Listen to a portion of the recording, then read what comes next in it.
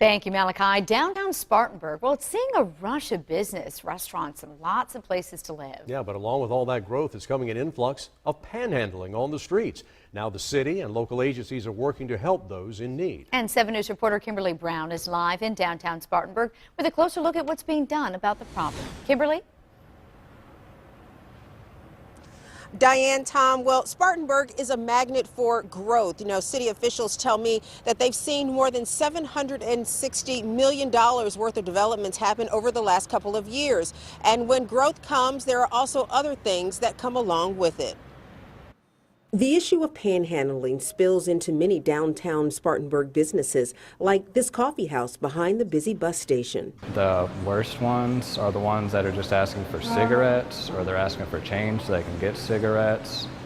And sometimes they'll sneak into the bathroom and make a big mess. For Ambring Lean, a recent transplant from Chicago, homelessness and panhandling are just part of the landscape of a growing city, and says that it needs to be managed. Right now, I think as far as issues with panhandling and homelessness, that if it is visible, that there needs to be more of an address to the situations that cause people to be needing to seek out help from others in a public space like that. Jansen Tidmore and the Downtown Development Partnership are working on the panhandling issue. That partnership includes the United Way. 9 months ago, a homeless task force was conceived. Now they're ready to give birth to the many projects they want to develop. Of course, one of our main focuses is to promote and see the success of our downtown businesses. And so panhandling is something that directly affects the businesses downtown. While there are many factors connected to homelessness and panhandling that need to be addressed, officials say one answer won't cover everything. They want to move with compassion, and they want to create a sustainable process. If we're serious, which we are,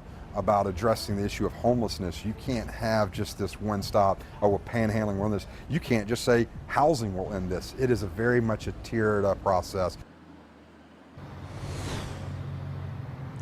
Well, the homelessness issue and panhandling, very important and an issue in front of a lot of people here. The task force will meet again on February the 11th. There they will get more specific about what they can do in order to help those who find the need to panhandle. Also, those agencies connected with this, we mentioned the United Way, the city of Spartanburg also a part of it, and the Chamber of Commerce, just to name a few. There are dozens and dozens of organizations who want to help people in their time of need. Diane? So great to hear what they have going on there in Spartanburg with that. I have to ask, though, there are a lot of cities in the upstate even that have rules against asking for money on the street without a permit. What's the situation in Spartanburg?